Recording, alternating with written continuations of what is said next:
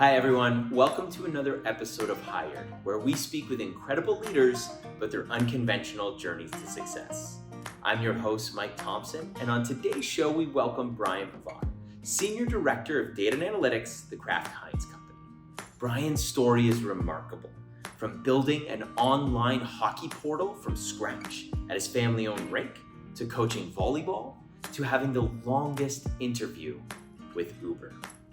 Brian's story inspires us to proactively solve problems through innovation and creative thinking. There's a lot to dig into, so without further ado, let's meet Brian. So Brian, take me back to the beginning, and not the super beginning, but like childhood. What was it like growing up? What did mom and dad do? Any siblings? What did the household look like growing up as a kid? Yeah, so two parents still together now. I'm the oldest. I have two younger sisters. Kind of grew up in the same house my whole life, so never really moved around. Which I didn't know if that was normal or not. I just thought was normal, right? Kind of your typical pre-internet, like go out and play after school with the neighborhood kids. So a lot of growing up was like just playing sports with kids in the neighborhood, like not even at like a proper like baseball field, just in someone's backyard playing like pickup baseball or football or whatever. Um, and my parents put me in a lot of different sports, so I played a lot of sports. I didn't really focus on any one sport. It was just like a bit of everything. I found I like excelled in certain sports, but they like wanted me to kind of try them all out. Um, I'm not the tallest person. I'm 5'8", so like probably not going to make the NBA, or like certain sports where I knew I wouldn't make it all the way, but still like I grew up in Chicago right during the Michael Jordan kind of era for the Bulls. So like um, their first championship, I was 7 years old, and so like old enough to remember it, kind of, Um, couple of like really random childhood memories that stuck with me from that kind of Bulls era. Um, my next door neighbor, like literally the house next to me, was a Bulls player. Stacey King is his name. He's now does like the color commentary for the Bulls. He was on the bench. He didn't start, but after they won their first championship, like the week after they won, he had all of the Bulls players over at his house, and he had like an outdoor pool that had like a pool party, and there's like a fence around the pool. But I'm like a little kid, so I'm shooting hoops in my little basket in my driveway, and the basket is not even 10 feet high. It's like 7 feet high because I'm so short and little. Um, just hoping one of these players is gonna like, as they're walking out to their car, be like, "Hey kid, let me shoot some hoops with you," which of course didn't happen, but it was more like didn't matter. I was like pretending to be that player and whatever. Um, so uh, Jordan didn't come. Scottie Pippen was there, so I saw a lot of them coming and going, and was kind of like peeping them out, like, "Oh, this is so cool!" And like, and then the Bulls' second championship, the game they ended up winning, they beat Portland in the final. They were down like 25 points in the third quarter, and I had given up on the game. And I told my parents, I was like, "This game's over. I'm gonna go outside and shoot hoops. I can't watch this. Like, this is just embarrassing."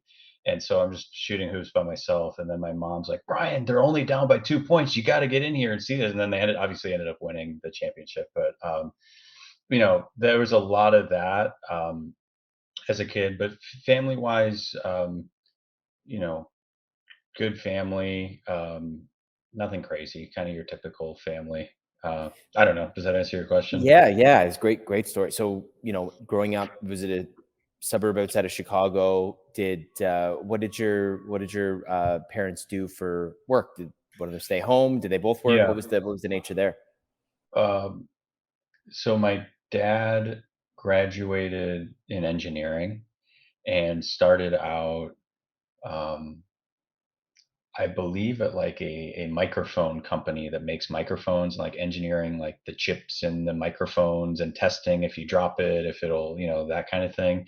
And he hated it. He hated like corporate life. He hated, you know, punching in at 9 and leaving at 5, whatever. And so he ended up starting his own business. So pretty much since I was born, he had his own business. Um, the company at that time was called Pivar Computing Services, and Pivar is my last name. At that time, again, this is 30 plus years ago, people had data in all different types of drives and devices. It wasn't like you now have gigabyte hard drives and you can store everything. You now have the cloud, you can store things. Like none of that existed. So mainly what they focused on was converting your data from one storage to another. So people would have things on like tape drives, and he would convert it to a floppy disk or convert it to like, so it was like mainly that type of work starting out. If you think about what a CD burner is, that's like kind of what he did. He had a CD burner before anyone did and would convert your data from something to a CD. And then, of course, CD burners became cheaper and cheaper, and you could like burn your own CDs, and it wasn't a big deal. Um, so that was like a lot of his business growing up.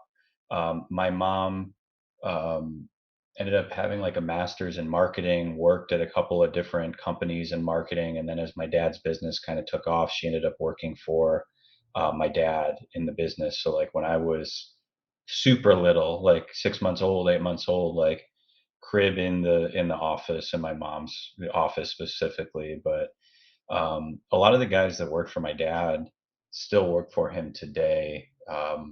I've been with him for 40 plus years, so it's pretty cool to see. Very cool. Did that experience growing up with entrepreneurs as parents, did you aspire to do that for yourself, or did that scar you in terms of, I don't want to do this? Like, where did you land there? A little somewhere in between,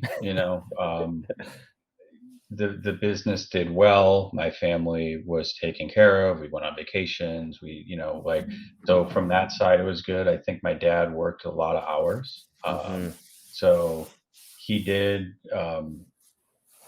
make time to like come home and like throw the baseball in the backyard with me. And he did coach my little league team, which now looking back at, I don't know how the hell he like made time to do all that.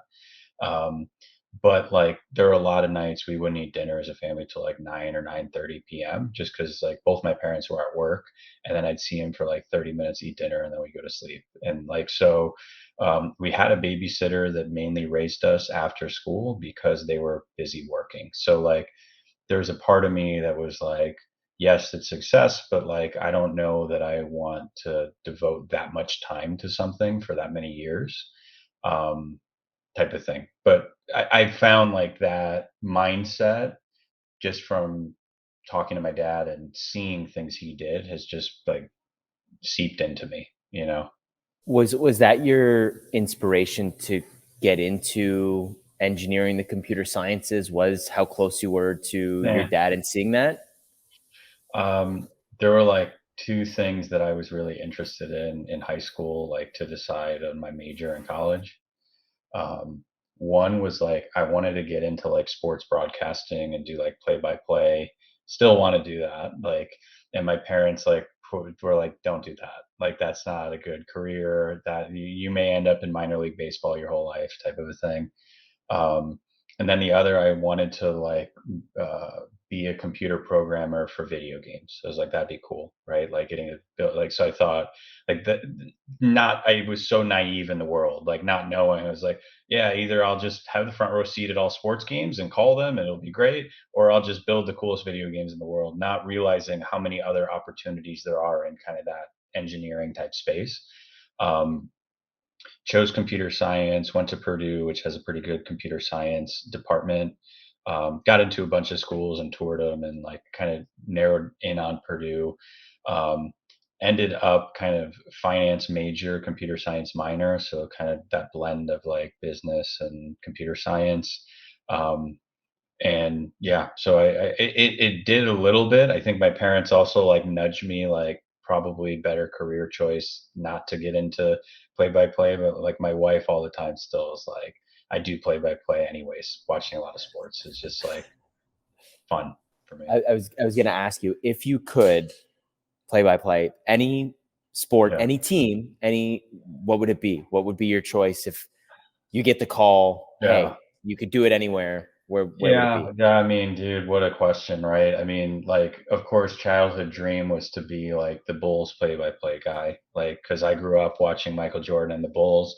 Adam Amin does it now. He's really good, so I like him, but like to have his job would be awesome. And then not only does he do that, he calls college basketball games, he calls NFL games. He's like paid by Fox to do NFL games too. So like Hmm. to have that, like to do play-by-play for the Bulls every game, but then also to sprinkle in some other stuff would be really cool. I really like soccer too. So big Barcelona fan. So I'd love to call all Barcelona games, but like in general, World Cup games and soccer games, I think I could do a pretty good job with as well. What a cool job. Like, and my fingers are crossed, man. I think there's time. I think you can I think it's there's like my still. midlife crisis or like my second career when I retire or something. I might do it. I don't know. We'll see. We'll see where the life takes me. To go there. Question was, in terms of, you mentioned high school, kind of getting some, applying Mhm. for the things. Were you a good student? Did you like school? Did you gravitate towards certain classes? Like, Yeah. how were you as a student in high school before you Yeah. kind of decided what you were going to do? Naturally pretty strong in math and science. Always excelled a lot in those classes without really trying. So did a lot of like the AP route in like sciences and math. English and reading and that was like not my thing. I mean, I'm fine at it, but it just like wasn't a passion of mine.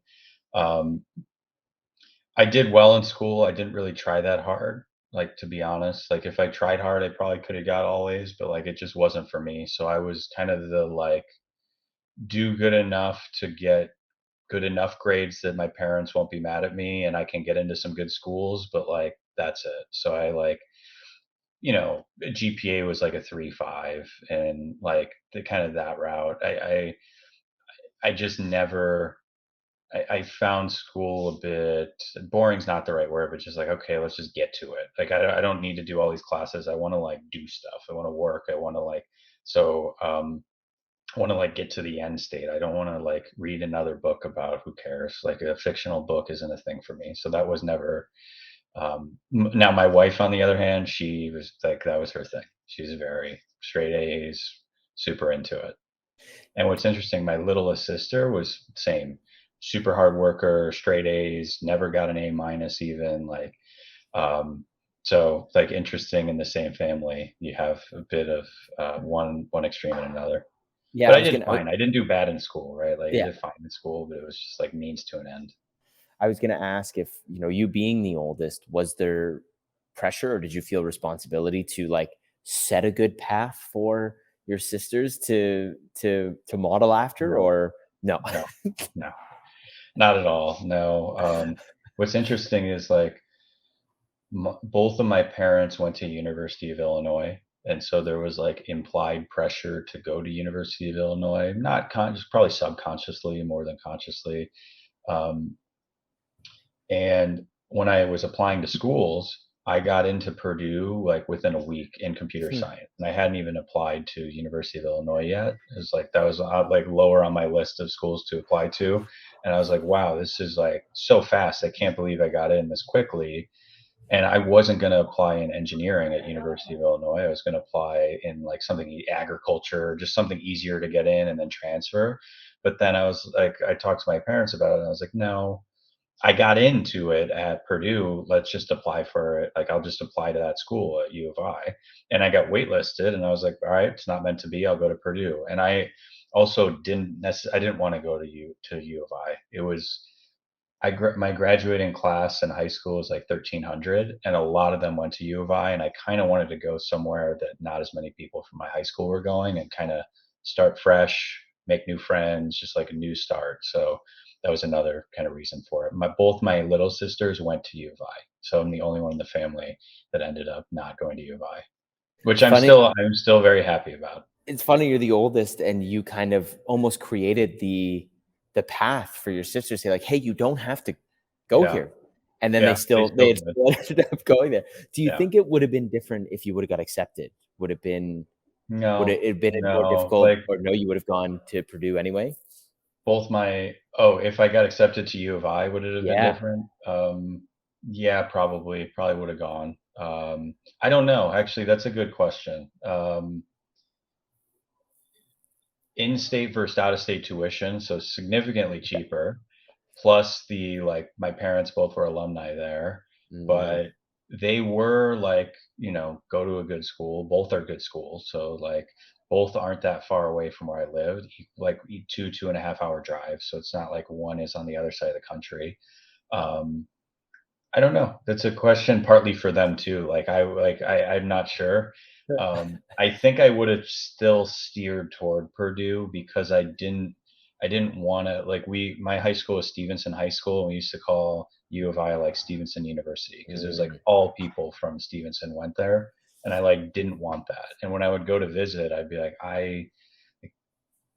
I like all these people, but I'm glad I'm not going to college with them. Like, it's good right. to see them every once in a while, but like, I kind of wanted to just meet new people, and I knew I wouldn't do that at U of I. So that's part of why I went to Purdue. It's just It, like, it it's interesting to hear you say that because most people, they seek comfort in uncomfortable yeah, situations, and like going to university or college, they kind of want to have people they know, so it makes it a little yeah. bit more comfortable. And you were kind of the opposite, where you're like, no, no, no, like I don't want that comfort. Like, let me go and have an experience. Where did that come from? Like, that takes a lot at that age to do that.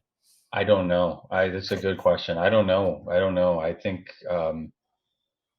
I don't know why, to be honest, back then. I knew that I was like passionate of like calling U of I Stevenson University. And I was like, I don't want that. It wasn't like one person or one group of people or anything. It was, I think I had this idea in my head of like what college was going to be. And I Mm, knew that if I went to U of I, that it wouldn't necessarily be that you'd be mm, like that same group of friends you'd end up joining the fraternity with. And then that would be your, like, that'd be that, like my sister, her friends from high school were her same friends in college, and they all joined the same sorority, and they're still all friends today. And, there's like 10 or 12 of them. And like, that's cool. I just wanted like different groups of friends. I had my high right. school friends, I had my college friends, and I played volleyball, so I had my volleyball friends. Um, I don't know.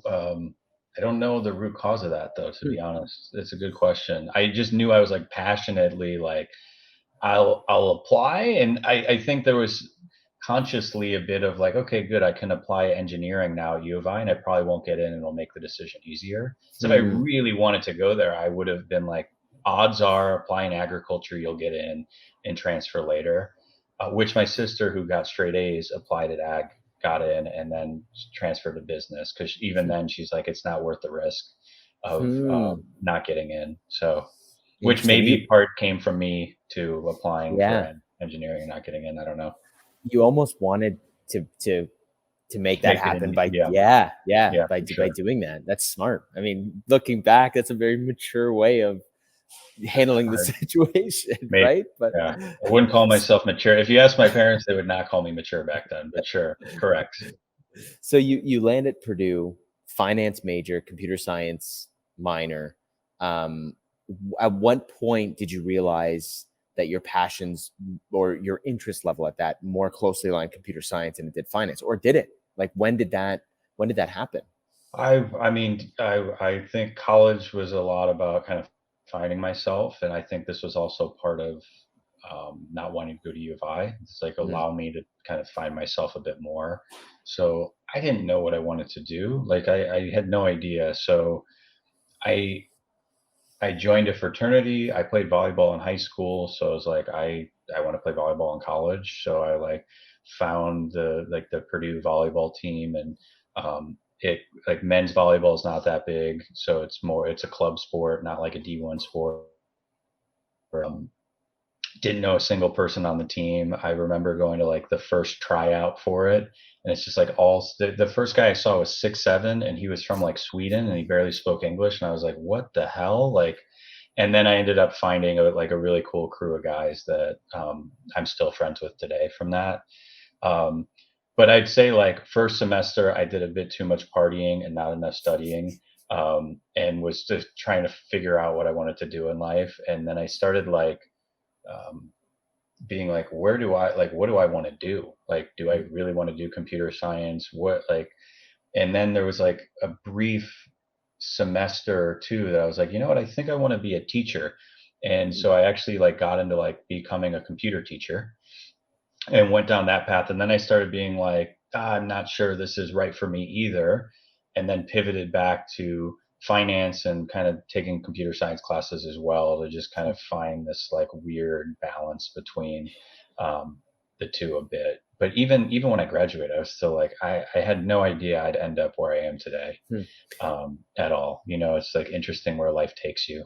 Um, so, anyways, I don't know if that answers your question. What Yeah, I'll yeah. say is, and I say this to a lot of people I interview and talk to, I ended up learning more being the president of the volleyball team for 2 years than I probably learned in any class. I had Mm. to manage all the finances of the team. I had to schedule all of our tournaments. I had to get hotels and cars lined up at all these tournaments. I was the coach of the team and I was a player coach too. So like I was playing, but I was also coaching and who plays in the games. When do you sub someone out? If the guy makes a mistake, do you pat him on the back or do you kick him in the ass? Like all of those type of things that really translate well to work life and being a leader. I got a firsthand taste of doing that um, in a game that I love too, which was volleyball. So like I look at things that students do at that age, not just of your schoolwork, but some things like that can actually prepare you for life too. So That's that's really cool. That's really cool. Did you have any internships or anything through college, or yeah, did you have yeah? And were there any there that you found were, hey, I no. could see myself doing this, or they were just kind of like, it just was work? Yeah, yeah, like there was like years that I like lifeguard and taught kids how to swim, not internships, just like summers, like working Hmm. at a day camp or whatever. And then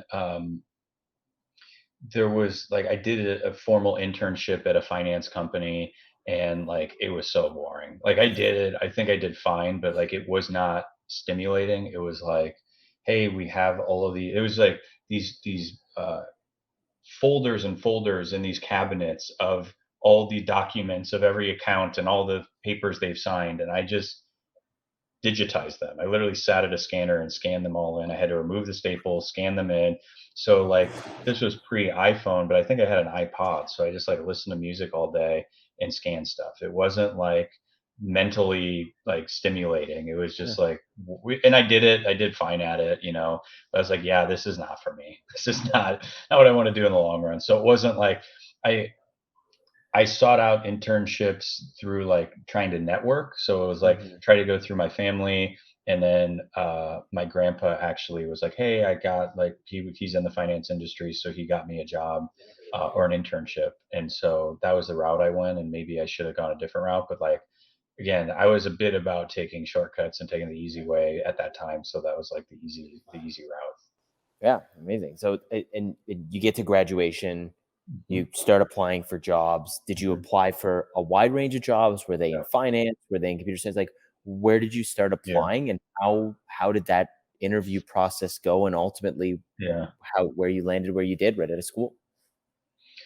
So right when I graduated is right when like 2008 market crash kind of started happening. So like I was like in my head, I was like, I want to be a financial analyst at one of these big banks. What do I know? Right. So I'm like, it'll be cool. It'll be the stock market. It'll be great. And next thing you know, there's like Bank of America laying off 35,000 financial analysts. I'm like, oh my gosh, like the market has completely changed now. Um, and so I was applying for all these jobs, and like every day it felt like our financial um, infrastructure was collapsing a bit at that time, to be honest. So there was a lot of I mean, I applied for hundreds of jobs, right? Like every day I was applying for jobs. And then as a couple of months go by, my parents are like, Brian, just you have to get a job. Like if it's not like your forever job, just get a job. Like doesn't matter. So I started like working at a restaurant as a server just to make money and work as the financial market was collapsing. Um, and then I ended up working for my parents' business at the ice rink, which he owned. My parents owned a Pivar Computing Services, and then ended up going in with a couple people to build an ice rink in our town, and kind of built it from the ground up. And now my dad like owns 100% of it. So ended up working there for a few years, kind of financial analyst, market analyst, just like helping the business out. as the market in general was kind of recovering. So it actually was great because it was kind of more entrepreneurial. You could do if I had an idea, I could just do it. Sometimes in corporate America, like if you have an idea, there's a lot of hoops to jump through to get it approved, which wasn't the case. So that was cool. Do you recall any ideas that you tried working in the capacity Yeah. where you're like, let's try and do this, and how did it work out? Yeah, I mean, a couple like simple ones.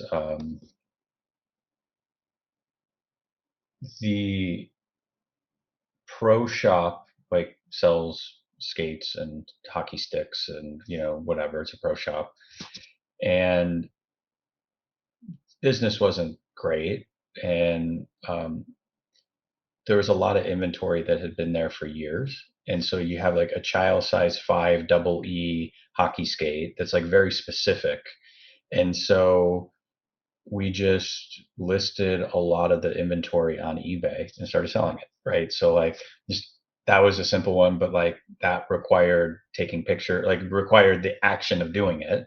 But it's like, yeah, do it. Sure. Like easy enough, right? So um, kind of a bigger one was something my dad and I worked on for years. If you look at adult hockey, the adult hockey program was like one of the biggest growers over time and still is. Um, there's like 10 guys on a team. So when you have 10 guys on a team, if you're missing a guy, now you only have 9, and it's like 5-on-5. So really, it's like everyone should play half the game. And then if you only have 9 or 8 guys, the team that's only 8 guys is probably going to lose just because they're going to get tired. So you kind of want 10-on-10. So if you're missing a guy, how it would work is you would email your captain and say, "Hey, man, I'm not going to make the game." The captain would email the adult hockey director, "Hey, I'm missing a guy." The adult hockey director would email an email list of every guy in the league and say, "Hey, who wants to play tonight at 9 o'clock?" And then the adult hockey director would try to sift through everyone that replied yes and pick somebody out, trying to be around the same skill level as the guy that wasn't able to make it.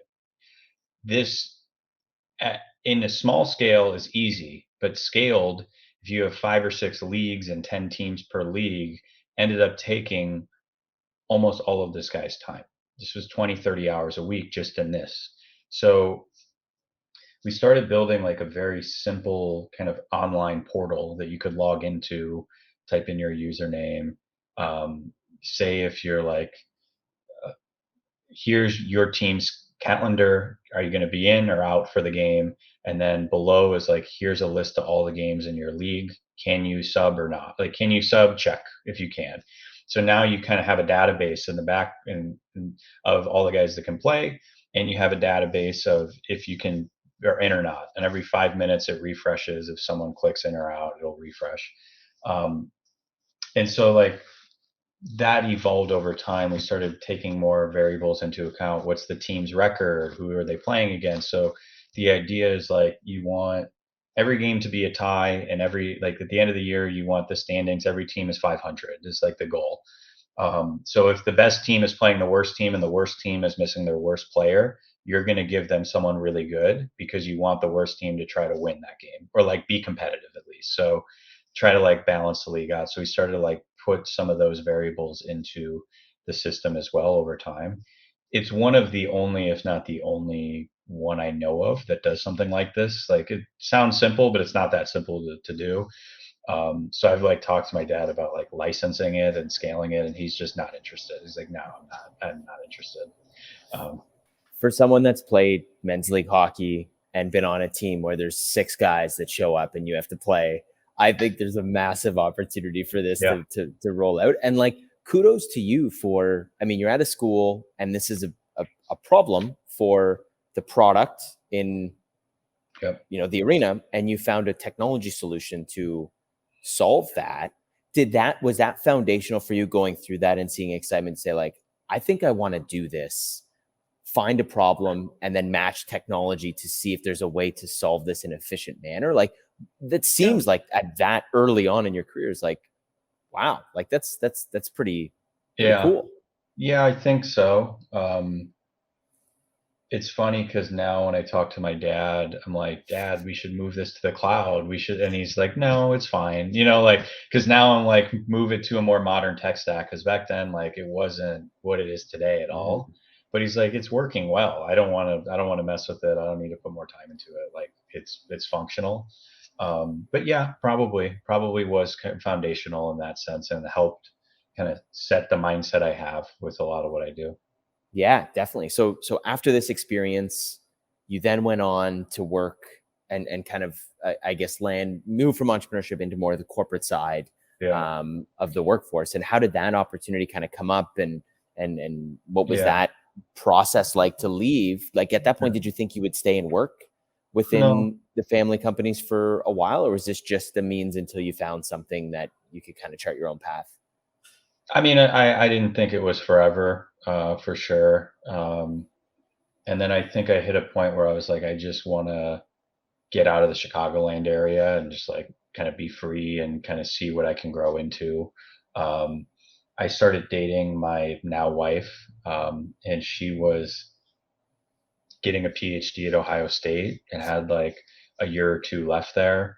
And so um, I ended up moving to Columbus and um, kind of like bouncing around, contracting different jobs. Um, I remember the first job I had was in Columbus was at Cardinal Health. It's making 15.50 an hour, no health insurance or anything, and it was like um, there'd be a contract with Cardinal Health and some pharmaceutical company, and Cardinal Health needed to send them 50 cases of whatever at this price, and did we get it properly? And so it's just like making sure these contracts aligned and that we got the right amount of money and the right inventory. And it was actually kind of fun because it was like some coding, it was some analysis, and like I was performing the best of anyone doing this. So it was like, oh, this is kind of cool. But I was like, this is not like, this is like $15 an hour. I want to make more than that. So like, it wasn't a forever. So I kind of asked for a raise, got up to 16, and then got another opportunity for like $20 an hour. So it's like, oh man, that's way more. Um, and that was at Nationwide Insurance. And I was there for like 6 months, and that was like much less stimulating than Cardinal Health, but it was more money. So it was like Mm. a little less satisfying. And then I went to limited brands. Like all of these companies are kind of big corporations in Columbus. So it was just kind of trying to figure out what I wanted, but also knowing I purposely didn't take like a full time, long term job because my wife and I both knew she was graduating and we were not going to stay in Columbus for partly for her career as well. Um, and so that was like kind of that year. It was just kind of testing things out, building the resume a bit more, and figuring out what I wanted to do and where I wanted to go. We ended up settling down in Phoenix. That's where she got a job at Honeywell in Phoenix. Like hell yeah, Phoenix is warm and like seemed cool, and we really liked Phoenix.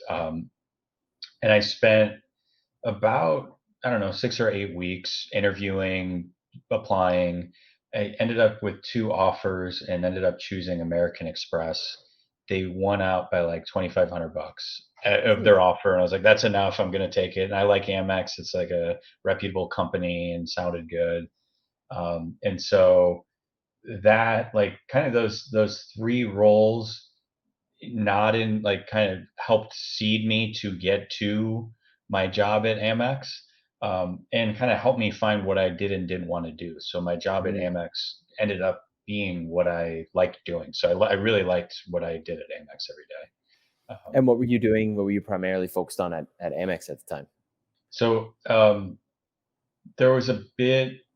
It was fairly manual report building. So I was in like the global reporting team at Amex. So we built all these reports for all these executives about everything globally. But again, this was a while ago, so it was mainly in Excel. And a lot of the data capture was manual. You had to go into systems Mm. and pull the data. And so there were two new tools for Amex at that time. One was Tableau, and one was Oracle Business Intelligence. And Amex is an Oracle shop, so all of their finance data sits in Oracle. And so Oracle Business Intelligence is just kind of the visual tool on top of that. So I started just like gravitating toward those because they automated this manual work I was doing. And then within that, the manual data pulls, I could start to write SQL, which I didn't even know until I joined Amex, to automate that part of the job. So I like kind of naturally was finding these shortcuts, I guess, or like, I was like, oh man, this is cool. I just automated something.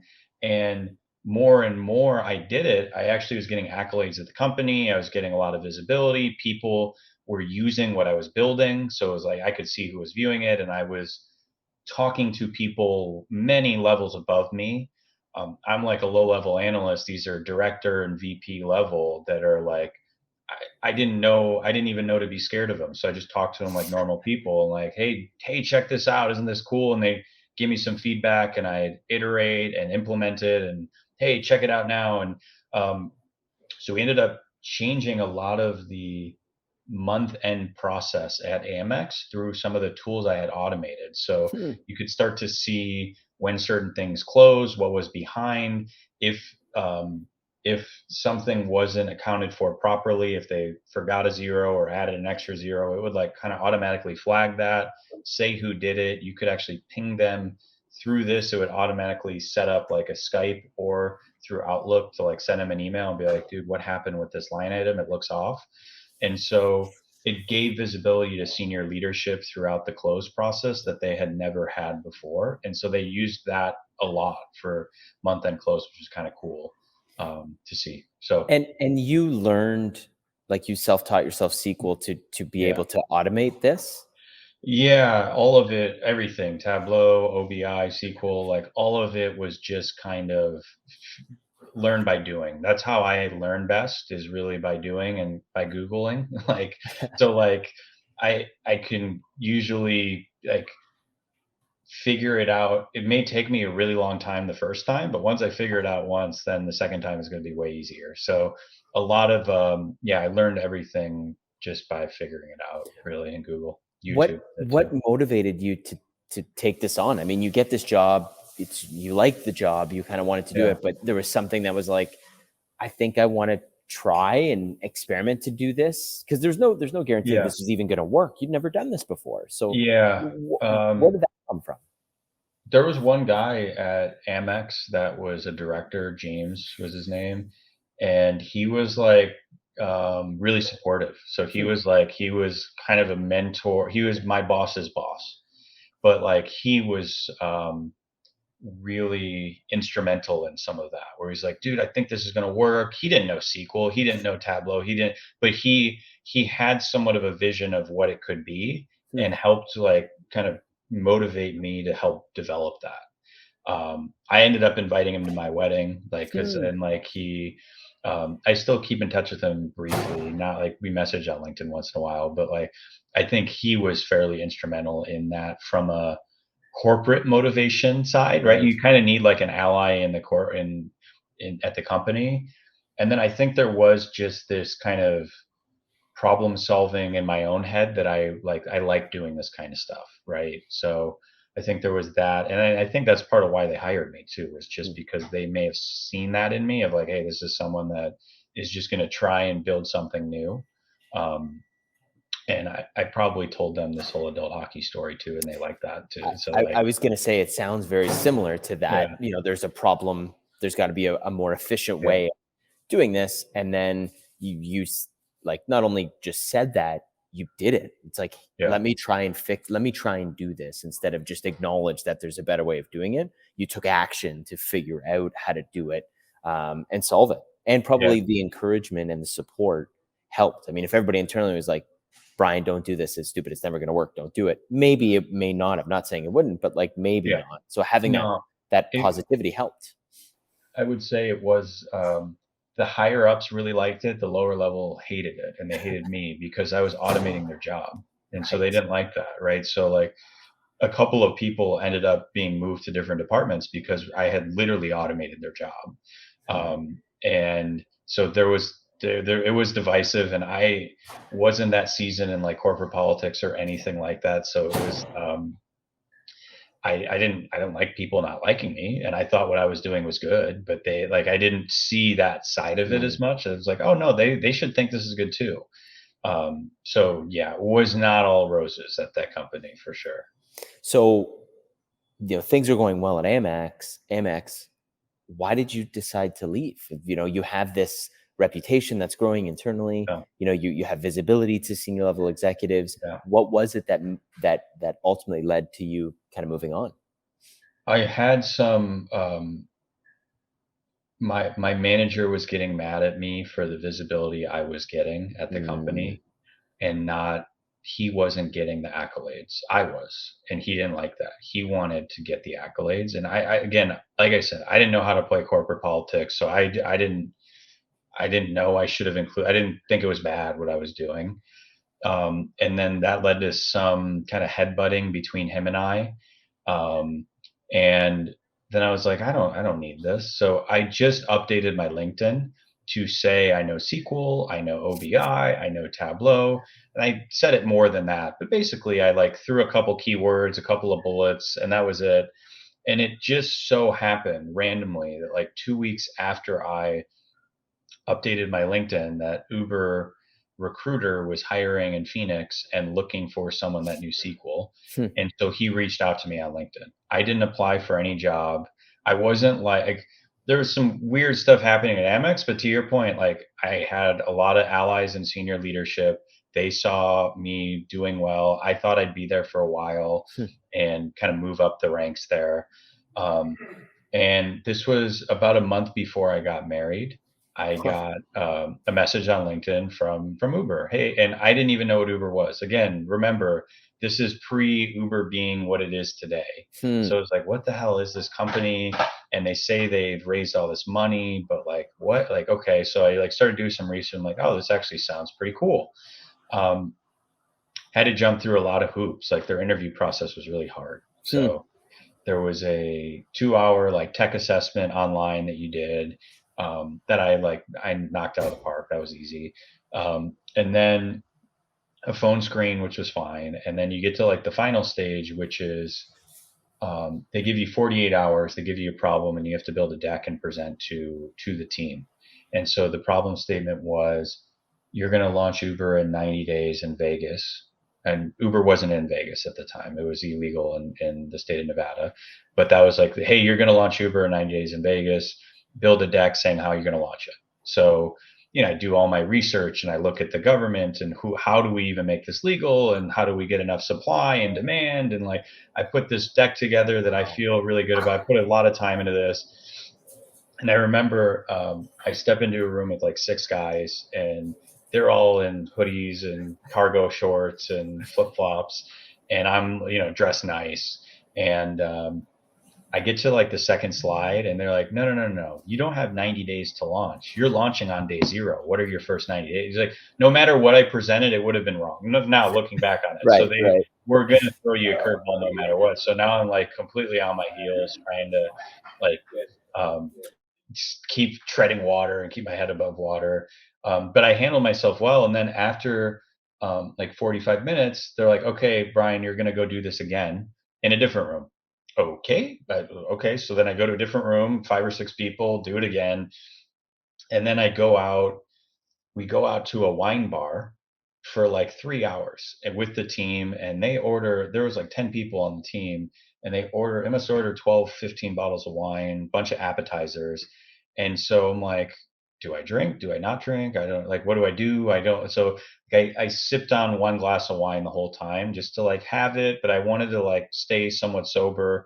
But I didn't want to come off as like I never drink either. So it's like I was like, I don't know I've never had this in an interview. This is weird. And about halfway through that wine bar thing, they go, Brian, switch seats with this other person. And that's like, at that point it clicked that I'm like interviewing against another guy. And he was in the room when I was in the other room, and he was at one end of the table when I was at the other. We switched. And then at the end of the meal, they're like, all right, the two of you guys get in an Uber and go back to the office. So like, it's just me and him in this Uber. And I'm like, hey man, so what job did you apply for? And he says, and I'm like, oh man, I applied for the same job. Hopefully there's two open, like, what, I don't know, right? Hopefully there's two openings. Um, and then it turned out the team did a debrief right after that and ended up choosing me over him. He ended up getting wasted. So I think that was part of it, is like during that he ended up getting pretty intoxicated. I don't know why they chose me over him. And then the day before my wedding, I got the news that my wedding was Saturday. Tuesday was the interview right before my wedding, that like long wine bar. And then like Thursday night, I found out like, hey, we think we're going to offer you the job. Enjoy your wedding. Like next week, we'll talk numbers and stuff. So, and then in the honeymoon is when I actually like signed the offer, which is kind of cool. So it was like weird how all of that kind of coincided with life events, like it was literally same timing. So you get hired in this job, and what were you being hired specifically to do with Uber there? And they were kind of on that very like steep project, like the growth when you probably joined. So what was your role there, and what you were brought in to do? Yeah, so like at Uber, like at that time, it was very still like startup-y, and it was very decentralized. So you had like I was hired into the Southwest office, which was based in Phoenix, and at that time had all of Utah, all of New Mexico, all of Arizona, and then eventually had all of Nevada once Nevada was became legal there. Um, and they brought me in to be the tech guy. No one else there could write SQL. No one else could like build dashboards and stuff. I didn't know. We all had the same title. Everyone had the same title. It's like operations and logistics manager. And it was like the same thing. But within that, some of the guys were like very um, like people person types that would like go and talk to the drivers. And then we had like in our office, we had really two teams, ops team and marketing team. So you had the marketing people doing mainly all getting demand, getting people to ride on Uber, but some marketing for drivers. Hey, you should drive for Uber. And the ops team was more of like figuring out how to get a new driver to sign up, to get them to take their first trip, to get them to drive at the right times a day, and just like all things operations. So anyways, that I didn't know at the time that I would be the only one in the Southwest that knew SQL or knew how to do these things. So like I remember my very first day, we are in like a shared workspace. Again, it's like startup. We're just in a shared workspace. It's not like Amex who has this big thing. We're just in this shared workspace with these other startups. And every day from 4 to 6 p.m., we'd have office hours where the drivers could come in and ask questions. And so I don't know what the hell I'm doing, but now it's 4 o'clock and they're like, Brian, you're going to work office hours. I'm like, I can't answer any of their questions. I don't know anything. They're like, you'll figure it out, man. Just do it. So I saw like the same question throughout that night to me asked 5 or 6 times. Hey, what is the status of my background check? And so the first time I go, hey man, how do I look this up? And they tell me log in here, type in their last name, and you can what. So like I saw every time it was the same thing. It was insufficient driving. It was like background check failed, insufficient driving history. That was like, and I'm like, what? And so again, having the same conversation enough times, at the end, I talked to my manager at the end of that day, and I'm like, dude, like I'm seeing a pattern here. And he's like, great. Well, why don't you fix it? And he's like, okay. Well, what do you mean? He's like, just like run an experiment and come up with a solution and test it out and see if it works. I'm like, oh, okay. This is great. Like, awesome. So my first week, I then wrote a SQL query that said, "Give me everyone in Arizona that has failed for insufficient driving history," and it was a couple hundred. And I was like, "Ah, this isn't a big enough sample size." So I like asked a couple of other cities, "Can I include you in my sample size?" And they were like, "Sure, like why not? Who cares?" And I got like 4 or 5 thousand people in the sample size, and um, we ran this experiment. Treatment got one email from me. Hey, it's Brian from Uber. It looks like you have insufficient driving history. Here's what you need to do. And really, what insufficient driving history meant is you got your driver's license issued to you less than a year ago. And so it just automatically failed you. It doesn't matter what age you were. We're just like, it seems like you've been driving for less than a year, which obviously wasn't true. They did get an email from the background check company, but it was from some weird companies. So like, I'm not giving them my information. It didn't come from Uber at all. So coming from me at Uber, hey, this is Brian from Uber. You have insufficient driving history. Here's what you need to do. Go back through your email. You'll see you got this email from this background check company. You need to just get proof to them that you have over a year driving history. And here's a few ways you can do that. Boom. Wait 2 weeks. That was it. My whole experiment. Send half the people one email. Don't send anything the other. Waited 2 weeks. At the end of that 2 weeks, we had something like a 250% increase in first trips from the people that I sent one email to. It's like, oh, this is cool, right? Now I've made an impact. And then all of a sudden, my manager is like, dude, scale this. So now instead of it being an experiment, the solution is now scaled to the whole West Coast and being implemented. So now once you hit insufficient driving history, the next day this email automatically gets sent. It wasn't automatically, I had to send it still, but like I would run a query every day and send these emails off and was like, this is cool. And we kept iterating from there. So it was like immediately from my first day, it was just a different mindset, almost like the Wild West of like, hey, there's so many problems, just go and solve them. And having this like tech kind of SQL knowledge really helped me to do that at the company. It seems like the common thread through your career was that like you loved solving problems in an Yeah. efficient manner, leveraging technology, automation, and like you arrive at Uber and like that was the job. Like it was like just do this everywhere. It wasn't like do your job and then if you find a problem, do it. Like that became your job. So it Yeah. was almost perfect for where you were in your career. It was like now you just get to do this all the time. Go find problems Yeah. and then learn how to solve them efficiently. Yeah, and I'd say like to add to that, what I found at Uber was there were a lot of other people like me throughout the company in different cities. Like I was it for Phoenix, but there was someone like that in LA and someone in SF and someone in Seattle and someone in San Diego, and we all gravitated to each other. So I became really close with them, and we would have quarterly kind of connects where we'd all fly to LA for the week and like solve these problems together, or be like, hey, like I was owning driver churn for the West Coast and then for the US and like experimenting on how to get drivers to not churn, or they have started to churn, how do I get them back?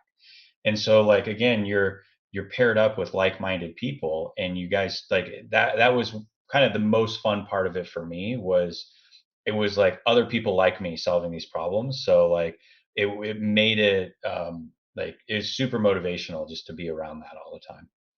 Sounds like you found your tribe. You found kind of people Yeah. that were like you that also loved solving problems, and like it became contagious and like good energy and good environment to be part of to let that skill set that you have kind of develop further through learning from other people that are similar to you. Yep, and I would say like the CEO of Uber, Travis TK at that time, I know he gets a bad rap in the press, but like he really helped me and my career and like even my thought process and mindset and leadership principles. Like a lot of that stems from my time at Uber. Um, and so like even the environment for me to be able to run these experiments came from how he ran his company. Like he wanted that. That was in the DNA of the company at that time, which was really cool. Very cool. Very cool. Then you go through the experience with Uber and then you go to Amazon Yeah. from there as well. I mean, you know, what was the decision to leave Uber and join Amazon? Was it again were you poached from somebody Yeah. from there? You were. Okay. Yeah, Interesting. so someone I had worked with at Uber had gone to Amazon, and had ended up reaching out to me. My wife and I had moved to Seattle from Phoenix. She got a job at Blue Origin, which is Jeff Bezos' like space company, and it was kind of her dream job to like do something like that. I had just transferred to the Seattle office, and cost of living in Seattle is way more than Phoenix, and like I was getting paid about the same. So we were like, I was like, hey, I need some more money here, and Uber gave me a little bit, but not a lot, enough for me to be like, I gotta, if someone pings me, I gotta take it seriously. So um, one of the guys I had worked with said, hey, I think there's a perfect role for you. So okay, I'll go get coffee with the hiring manager, and I got coffee with the hiring manager, and it was leading the analytics org for Amazon restaurants, which was food delivery for Amazon, like Uber Eats or Grubhub or DoorDash for Amazon. Hmm. Um, and so I had mainly led more of like, I ended up building a team under me at Uber, and it was more of like your SQL tech people and doing experimentation and stuff. But I hadn't led like data engineers properly or hadn't led data scientists properly. I'd say we were doing some data science, but like it wasn't, I hadn't led like a formal data scientist yet.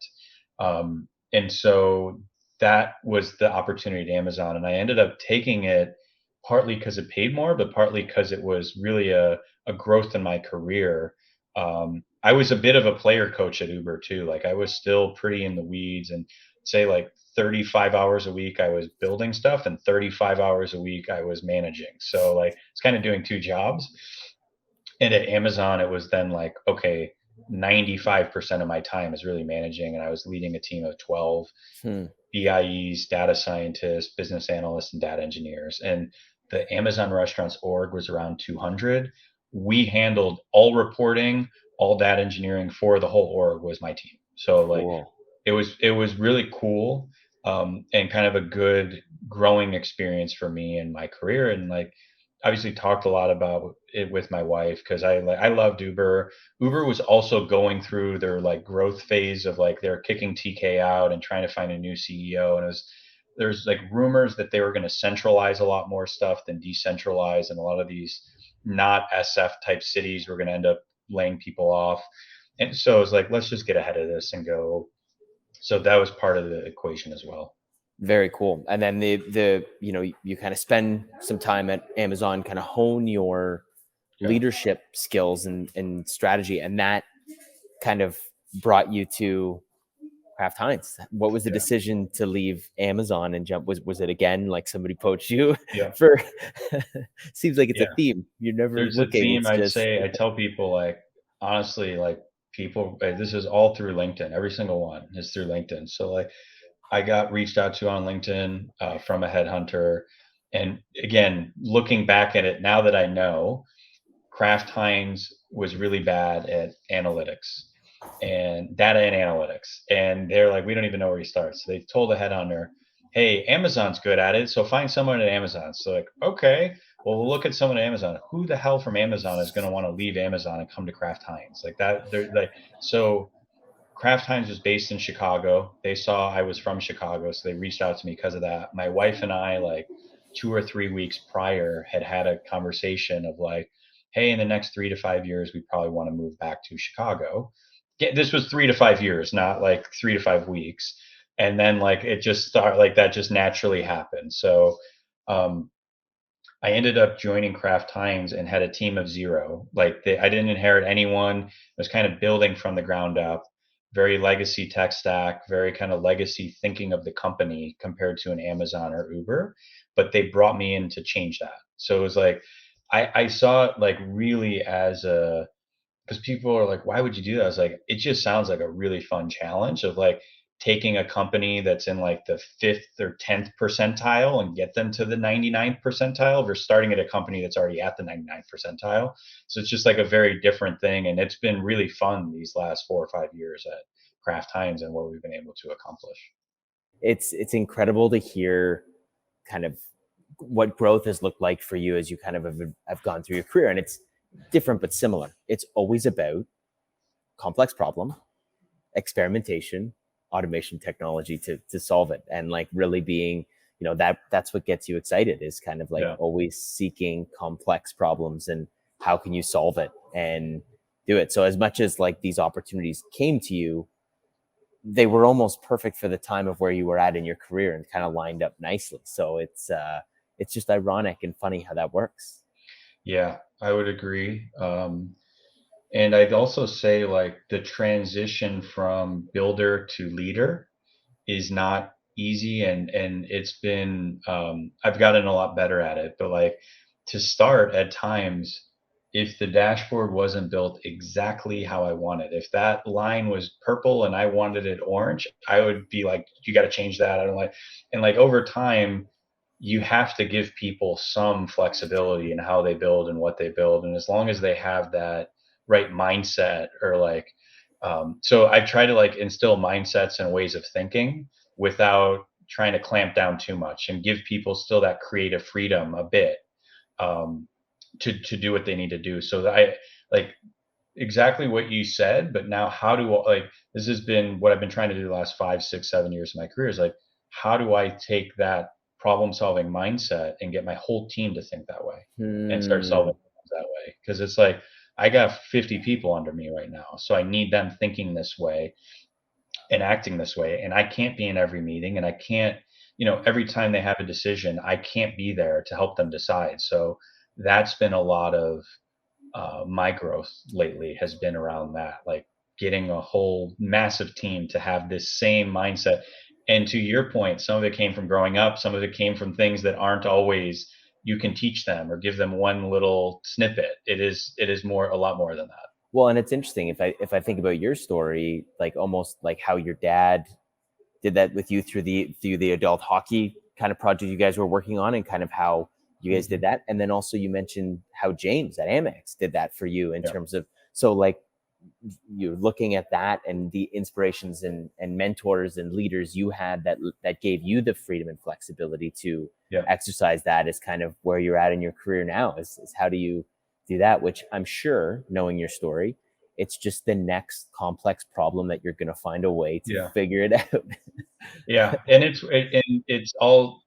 funny, like experimentation is always one of my leadership principles. So like it is experimentation, with the people on my team. So it's like, okay, let's try this. If this doesn't work, we'll try something else, right? And like normally, what I'll say is like top talent will kind of go to the top no matter Yeah. what. Like, and I want to give them really big creative freedom to go and do, because I've been in both spots where like I've had a manager that's like James, do whatever, I will protect you, build. I've had other ones that are like, you can't do anything without me approving. And I actually found like an article. It's like gardener versus gatekeeper, and some Ah. managers are gatekeepers, like it has to go through me before you do anything. Others are gardeners, where they like kind of water the garden and help it grow. So I want to be more of a gardener type leader, but at the same time, I want to instill these things in you. And you're right, it is the next complex problem to solve. There's other complex problems which are just within Kraft Heinz that I'm trying to solve too Right. with my team, but correct in just the leadership side In of your it. career. And the last question, and then I'll get you out of here because I know we're close to time. But for people that see you on LinkedIn and see your profile, what's one or two things that you would want them to know about you that maybe they wouldn't get from seeing your profile? Oh man. I hit you with a hard one right at the end. I just, No, we get to that point and then I think,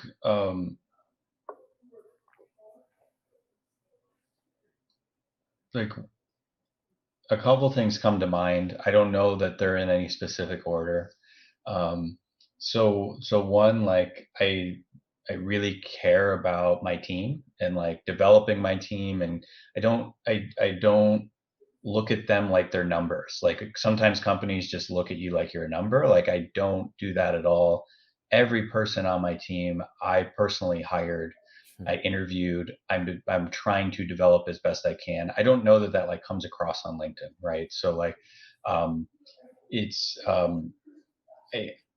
I, I always have like an open door. If anyone has any issues at all, they can always speak to me, and I'll try to help them solve it, whether it's professional or personal. Um, because I look at you as a person, not an employee, right? So um, some of what I try to do with my team is like talk about goals. Let's not just talk about goals for work. Let's talk about your personal goals too, right? So like, and then with work, sometimes you'll check in. Hey, how are you doing with your goals? Well, let's talk about how you're doing with your personal goals as well. So like, trying to develop people, not just at work, but develop them as people. Um, Someone I was just talking to on my team is looking to, potentially propose to his girlfriend.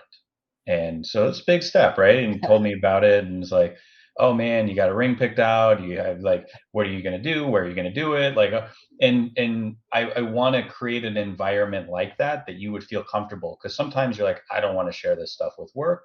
I don't want it to be like that. I'm still your manager and your leader and still going to hold you to a high standard, but there is still, you are a person too. Mm-hmm. Like you have a life outside of work. And I do care about that a lot too. I don't think that necessarily comes through on LinkedIn. And then the other one I would say is, I don't like, I think we touched on it a lot here. These like kind of problem solving mindset. And like, I don't know how you can always get that through on LinkedIn, right? Mm-hmm. So like we went pretty deep down that path on this call. But I'd say that's like another one of just, probably something else. There's others too, right? Like it's, I think I'm getting to a place in my career where, you're playing with more chess pieces on the board. Before maybe I was the pawn and I could just move myself. And now it's like, okay, I have an army of pawns. And now it's like, oh, I have a couple more. Like, so it's like starting to evolve with that and how you leverage. So like one of my biggest things is, to me, my job is to put the people on my team in the best position to make the biggest impact at the company they can. So like I have to make sure I take into account every person on my team's skill set, motivation, things they're interested in, and align that to all of the problems that we're solving. And then also align like personalities of people that are solving those problems and make sure we got the right group of people. And I take it super serious. Like if you get the right team together, usually they're pretty good, right? Like I'll check in on them, but if you get the wrong team together, usually not going to go as well. So like that's something I've been trying to hone a lot more lately, as well. So anyways, I don't know, like, again, I don't know that can really come through on LinkedIn, but I love that. I love that. Thanks so much for watching. If you liked today's episode, please follow along and hear more great stories from us. Make sure to follow Spark Recruiting on YouTube and LinkedIn. We'll see you next time.